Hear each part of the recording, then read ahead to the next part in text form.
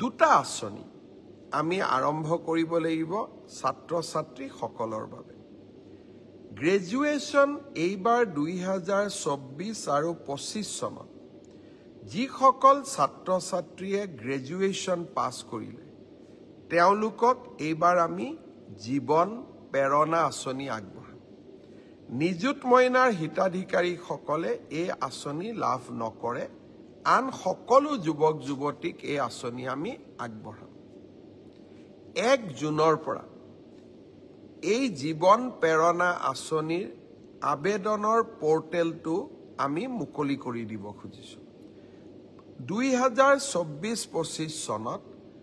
অসমৰ যিকোনো বিশ্ববিদ্যালয় প্ৰাইভেট ইউনিভাৰ্চিটিৰ পৰা পাছ কৰিলে নহব যিকোনো চৰকাৰী বিশ্ববিদ্যালয়ৰ পৰা পাছ কৰা স্নাতকসকলে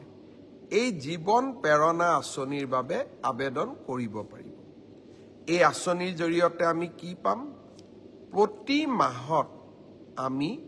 2,500 টকা কৰি এবছৰৰ বাবে আমি লাভ কৰিম এই টকাটো কিয় দিয়া হৈছে যাতে আপোনালোকে ইন্টাৰভিউত এপিয়াৰ কৰিব পাৰে ইন্টাৰভিউৰ বাবে নিজক প্ৰস্তুত কৰিব পাৰে আৰু দেউতা মাৰ পৰা যাতে আমি অন্তত এটা বছৰলৈ টকা পইচা বিচাৰিব নালাগে মুখ্যমন্ত্ৰীৰ আমাৰ CM ট্ৰিপলে আত্মনিৰ্ভৰ অসম আঁচনি মুখ্যমন্ত্ৰীৰ আত্মনিৰ্ভৰ অসম আঁচনি এই আঁচনিৰ জৰিয়তে প্ৰতিজন যুৱ ব্যৱসায়ী বা যুৱ উদ্যোগপতিক আমি 2 লাখ টকাকৈ আৰ্থিক সহায় আগবঢ়াম 25,000 যুৱকে 1 লাখ টকা লাভ কৰিলে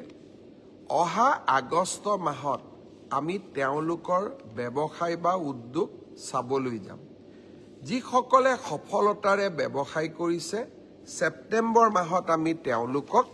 আৰু 1 লাখ টকা আগবঢ়াম তাৰ লগে লগে অসমত এতিয়া ইন্টাৰভিউ চলি আছে যিসকলে CM ট্ৰিপলেৰ বাবে আবেদন কৰিছে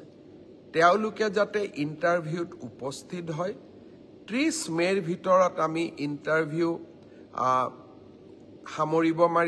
সামৰণি মাৰিব খুজিছো যাতে